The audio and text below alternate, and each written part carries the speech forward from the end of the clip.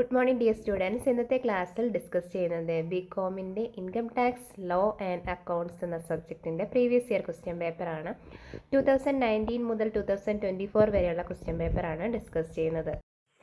ആദ്യമായിട്ട് 2019 previous year question പേപ്പറാണ് discuss ചെയ്യുന്നത്. അതിലെ 2 മാർക്സ് ക്വസ്റ്റ്യൻസ് ഏതൊക്കെയാണെന്ന് നമുക്ക് നോക്കാം. ഫസ്റ്റ് ക്വസ്റ്റ്യൻ എന്ന് പറയുന്നത് define previous year. Previous year means the financial year immediately preceding the assessment year. അതായത് അസസ്മെൻറ്റ് ഇയറിന് തൊട്ടു പുറകിലുള്ള ഫിനാൻഷ്യൽ ഇയറിനെയാണ് പ്രീവിയസ് ഇയർ എന്ന് പറയുന്നത്. It is a period of 12 months commencing on 1st April every year and end on 31st March next year. ഇതിൻ്റെ ഒരു period എന്ന് പറയുന്നത് 12 months ആണ്. സ്റ്റാർട്ട് ചെയ്യുന്നത് എല്ലാ വർഷവും April 1st എൻഡ് ചെയ്യുന്നത് നെക്സ്റ്റ് ഇയർ 31st March ഇതിൽ തന്നെ നിങ്ങൾക്ക് അസസ്മെൻറ്റ് ഇയറും പഠിക്കാവുന്നതാണ്. അസസ്മെൻറ്റ് ഇയർ എന്ന് പറഞ്ഞാലും സെയിം തന്നെയാണ്. It is a period of 12 months commencing on 1st April every year and end on 31st March next year. Second question ആണ് define gratuity. Gratuity is a retirement benefit given by the employer to the employee in consideration of past services. Gratuity എന്ന് പറയുന്നത് ഒരു retirement ബെനിഫിറ്റാണ്. എംപ്ലോയിക്ക് നൽകുന്ന ഒരു retirement benefit പറയുന്ന പേരാണ് gratuity എന്ന് പറയുന്നത്. അദ്ദേഹത്തിൻ്റെ പാസ്റ്റ് സർവീസസ് കൺസിഡർ ചെയ്തുകൊണ്ടാണ് ഗ്രാറ്റുവിറ്റി പ്രൊവൈഡ് ചെയ്യുന്നത്. ഇതെന്ന് പറയുന്നത് ഒരു ലംസം എമൗണ്ട് ആണ്. അദ്ദേഹം റിട്ടയർ ആയതിനു ശേഷമോ റിസൈൻ ചെയ്യുന്ന സമയത്തോ മരണപ്പെടുമ്പോഴോ ഒക്കെ അദ്ദേഹത്തിൻ്റെ പാസ്റ്റ് സർവീസസ് കൺസിഡർ ചെയ്തിട്ട് എംപ്ലോയിക്ക് നൽകുന്നതാണ്. നെക്സ്റ്റ് ടേമാണ് ഡിഫൈൻ ട്രാൻസ്ഫർ. ട്രാൻസ്ഫർ എന്ന് പറയുന്ന ടേം ക്യാപിറ്റൽ ഗെയിനിലാണ് നമുക്ക് പഠിക്കാനുള്ളത്. ട്രാൻസ്ഫർ ഇൻക്ലൂഡ് സെയിൽ വരാം, എക്സ്ചേഞ്ച് വരാം, relinquishment of an asset of a capital asset. ഒരു അസെറ്റ് സെയിൽ ചെയ്യുകയോ അല്ലെങ്കിൽ എക്സ്ചേഞ്ച് ചെയ്യുകയോ അതുമല്ലെങ്കിൽ ഒരു അസെറ്റ് ഉപേക്ഷിച്ചതായി കണ്ടെത്തുകയോ ചെയ്താൽ അത് ട്രാൻസ്ഫറിൽ ഇൻക്ലൂഡ് ചെയ്യുന്നതാണ്. Second, extinguishment of any right in capital asset. അതായത് ഏതെങ്കിലും ക്യാപിറ്റൽ അസെറ്റിൻ്റെ റൈറ്റ് ട്രാൻസ്ഫർ ചെയ്താലും നമുക്കത് ട്രാൻസ്ഫറിൽ ഇൻക്ലൂഡ് ചെയ്യാം. മൂന്നാമത്തേത് conversion of capital asset into stock in trade. അതായത് ഏതെങ്കിലും ക്യാപിറ്റൽ അസെറ്റിനെ സ്റ്റോക്ക് ഇൻ ട്രേഡായിട്ട് കൺവേർട്ട് ചെയ്തിട്ടുണ്ടെങ്കിൽ അതിനെയും നമുക്ക് ട്രാൻസ്ഫറിൽ ഇൻക്ലൂഡ് ചെയ്യാം.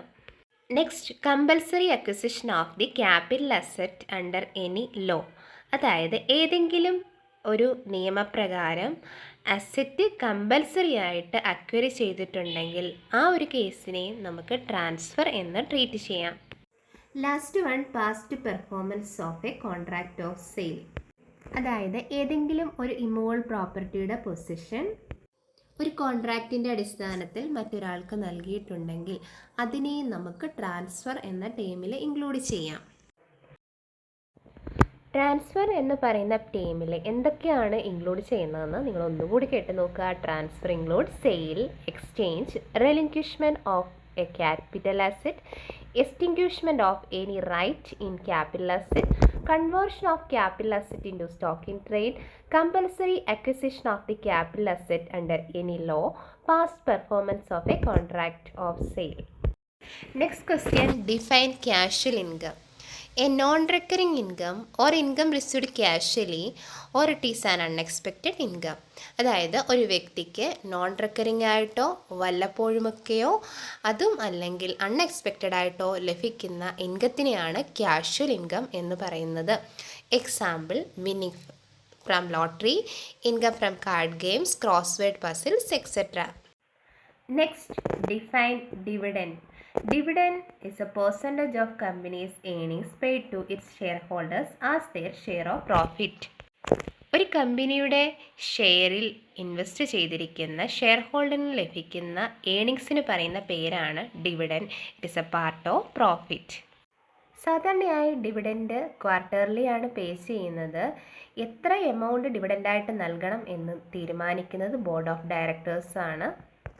Next question, who is a not ordinary resident? ഈ ഒരു ക്വസ്റ്റ്യൻ തന്നെ റെസിഡൻഷ്യൽ സ്റ്റാറ്റസ് എസ് ആയിട്ട് ചോദിച്ചിട്ടുണ്ട്. ഡീറ്റെയിൽഡ് ആയിട്ട് ആ ഒരു ക്വസ്റ്റ്യനിൽ ഞാൻ എക്സ്പ്ലെയിൻ ചെയ്യുന്നതാണ്. എന്നാലും നോട്ട് ഓർഡിനറി റെസിഡൻറ്റ് എന്ന് പറഞ്ഞു കഴിഞ്ഞാൽ if a resident does not satisfy both additional conditions, അതായത് അഡീഷണൽ കണ്ടീഷൻസ് രണ്ടും സാറ്റിസ്ഫൈ ചെയ്യാത്ത വ്യക്തികളെയാണ് നോട്ട് ഓർഡിനറി റെസിഡൻറ്റ് എന്ന് പറയുന്നത്. Next question, what do you mean by capital asset? Capital asset means any asset such as immovable property, vehicle, leasehold earnings, jewelry, machinery, intellectual property such as patent, trademark is termed as capital asset. Capital asset എന്ന് പറയുമ്പം ഇമ്മൂവൽ property ആകാം, vehicles ആകാം, lease hold earnings ആകാം, jewellery ആകാം, machinery ആകാം, patent, trade mark ഇവയെല്ലാം ഉൾപ്പെടുന്നതാണ് capital asset എന്ന് പറയുന്നത്. Next question, define business. Business simply means buying and selling of goods for making profit. Profit earn ചെയ്യുക എന്ന ലക്ഷ്യത്തോടു കൂടി ഗുഡ്സ് വാങ്ങുകയും വിൽക്കുകയും ചെയ്യുന്ന പ്രോസസ്സിന് പറയുന്ന പേരാണ് business. It includes any trade, commerce or manufacture or any adventure or a concern in the nature of trade, commerce or manufacture. Next question, explain section 54 of income tax act. Capital gain ഹെഡിലെ ഏറ്റവും important ആയിട്ടൊരു സെക്ഷനാണ് section 54. Section 54ൽ exemption ലഭിക്കും.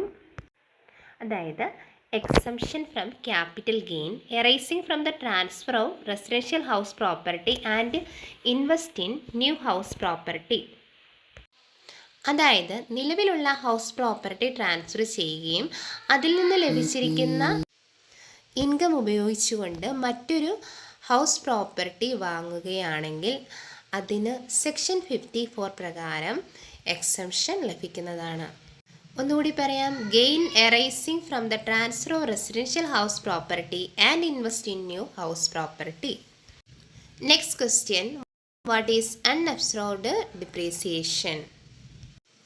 It is a portion of company's depreciation expense that cannot be fully deducted from taxable income in a given financial year because the profit are not enough.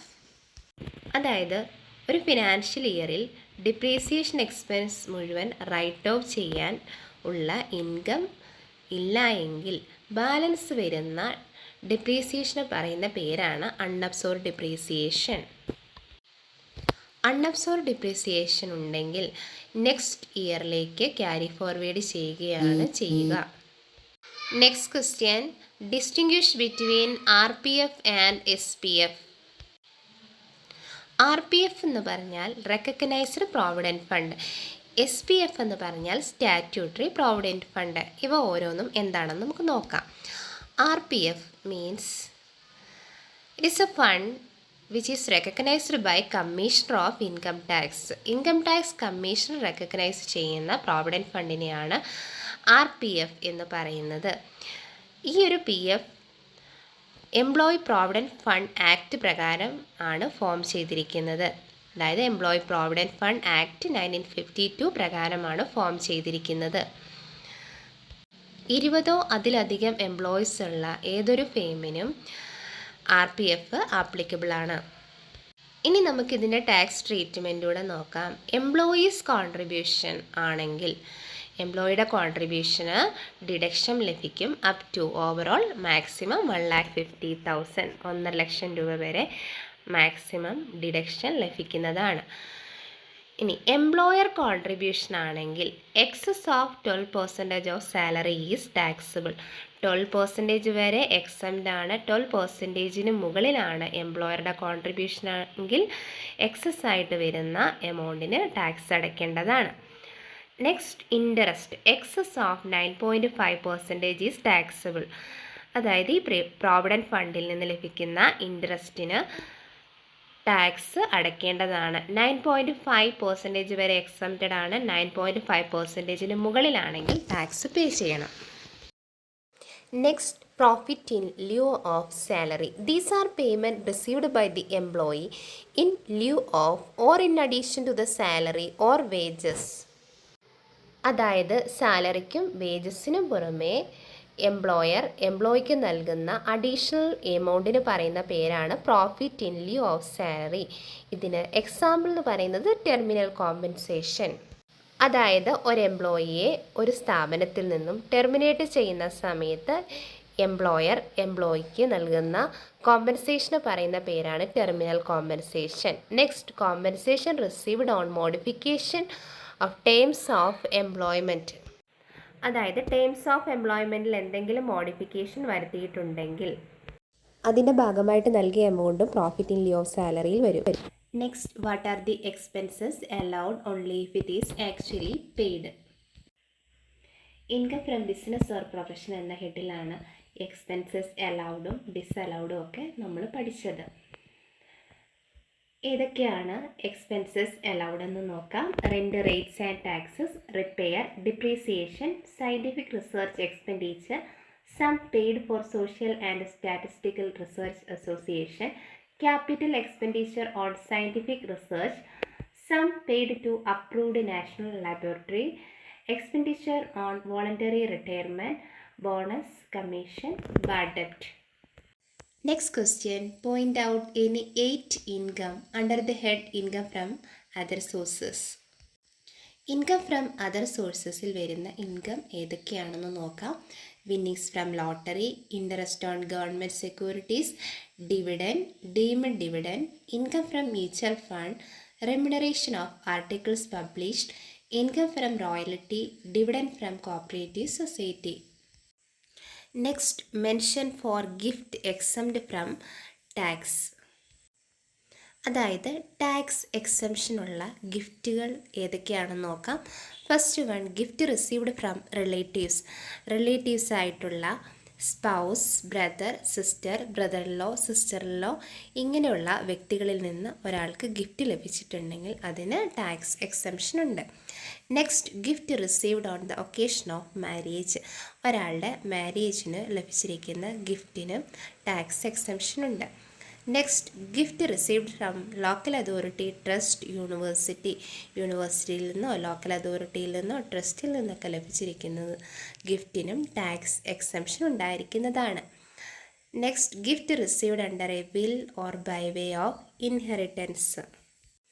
അതായത് പരമ്പരാഗതമായിട്ടും അതേപോലെ തന്നെ മരണാനന്തര വില്ലെഴുതി ലഭിച്ചിരിക്കുന്ന ഗിഫ്റ്റുകൾക്കും ടാക്സ് എക്സംഷൻ ഉണ്ടായിരിക്കും. നെക്സ്റ്റ് ക്വസ്റ്റ്യൻ എസ്സേ ക്വസ്റ്റ്യൻ ആണ്. How will the residential status of an individual be determined for tax purpose. അതായത് ടാക്സ് പർപ്പസിന് വേണ്ടിയിട്ട് ഒരാളുടെ റെസിഡൻഷ്യൽ സ്റ്റാറ്റസ് എങ്ങനെയാണ് ഡിറ്റർമിൻ ചെയ്യുന്നതെന്നാണ് ചോദിച്ചിരിക്കുന്നത്. For the purpose of income tax in India assessee are classified into the following. Income tax act പ്രകാരം അസസിയെ രണ്ടായിട്ട് ക്ലാസിഫൈ ചെയ്തിട്ടുണ്ട്, റെസിഡൻ്റ് എന്നും നോൺ റെസിഡൻ്റ് എന്നും. A resident individual can be further classified into two. Resident ഇൻഡിവിജ്വലിനെ വീണ്ടും classify ചെയ്തിരിക്കുന്നു, resident ordinary resident എന്നും റെസിഡൻറ്റ് നോട്ട് ഓർഡിനറി റെസിഡൻ്റ് എന്നും. The residential status of an individual is determined on the basis of two conditions. രണ്ട് കണ്ടീഷൻസിൻ്റെ അടിസ്ഥാനത്തിലാണ് ഒരു വ്യക്തിയുടെ residential status determine ചെയ്യുന്നത്. Basic conditions and addition conditions. ഇനി നമുക്ക് ബേസിക് കണ്ടീഷൻസ് ഏതൊക്കെയാണെന്ന് നോക്കാം. First one, stay in India for a period of 182 days in the previous year. Previous ഇയറിൽ ഇന്ത്യയിൽ 182 ദിവസം ഉണ്ടാകണം. Second, he has been India for a period of at least 365 days during the 4 years preceding the previous year. Previous ഇയറിൻ്റെ തൊട്ടുപുറകിലുള്ള 4 വർഷം എടുത്താൽ അതിൽ 365 ദിവസം ഇന്ത്യയിൽ ഉണ്ടാകണം. കൂടാതെ at least 60 days during the previous year എടുക്കുമ്പോൾ 60 daysഉം ഉണ്ടാകണം. ഇനി നമുക്ക് അഡീഷണൽ കണ്ടീഷൻസ് ഏതൊക്കെയാണെന്ന് നോക്കാം. He has been resident in India at least 2 out of 10 previous years preceding the relevant previous year. Previous ഇയറിൻ്റെ തൊട്ടു പുറകിലുള്ള 10 വർഷം എടുത്താൽ 2 വർഷമെങ്കിലും ഇന്ത്യയിൽ ഉണ്ടായിരിക്കണം. അതായത് 2 out of 10 previous years. Second, he has been in India for at least 730 days in all during the 7 previous years preceding the relevant previous year. Previous ഇയറിന് തൊട്ടപ്പുറകിലുള്ള 7 പ്രീവിയസ് ഇയേഴ്സ് എടുക്കുമ്പോൾ 730 ദിവസമെങ്കിലും ഇന്ത്യയിൽ ഉണ്ടാകേണ്ടതാണ്. ഇനി നമുക്ക് റെസിഡൻസ് സ്റ്റാറ്റസ് എങ്ങനെയാണ് ഡിറ്റർമിൻ ചെയ്യുന്നത് നോക്കാം. First one, resident. If a person satisfies any one of the basic condition is known as resident. അതായത് ഒരു വ്യക്തി ബേസിക് കണ്ടീഷൻസിൽ ഏതെങ്കിലും ഒന്ന് സാറ്റിസ്ഫൈ ചെയ്തിട്ടുണ്ടെങ്കിൽ അദ്ദേഹത്തിനെ നമുക്ക് റെസിഡൻ്റ് എന്ന് വിളിക്കാം. Second, non resident. If a person does not satisfies any one of the basic condition is known as non resident. അതായത് ബേസിക് കണ്ടീഷൻസ് ഒന്നും തന്നെ സാറ്റിസ്ഫൈ ചെയ്തിട്ടില്ല എങ്കിൽ അദ്ദേഹത്തിനെ നമുക്ക് നോൺ റെസിഡൻ്റ് എന്ന് വിളിക്കാം. Next, resident and ordinary resident. If a person satisfy at least one basic condition and both additional condition is known as resident ordinary resident. അതായത് ഒരു വ്യക്തി ബേസിക് കണ്ടീഷൻ ഒന്നും കൂടാതെ അഡീഷണൽ കണ്ടീഷൻ രണ്ടും സാറ്റിസ്ഫൈ ചെയ്തിട്ടുണ്ടെങ്കിൽ resident and ordinary resident ആണ്. Next, resident but not ordinary resident. If a person does not satisfy both the additional condition is known as resident but not ordinary resident. അതായത് ഒരു വ്യക്തി additional conditions ഒന്നും തന്നെ satisfy ചെയ്തിട്ടില്ല എങ്കിൽ അദ്ദേഹത്തിനെ നമുക്ക് നോട്ട് ഓർഡിനറി റെസിഡൻ്റ് എന്ന് വിളിക്കാം.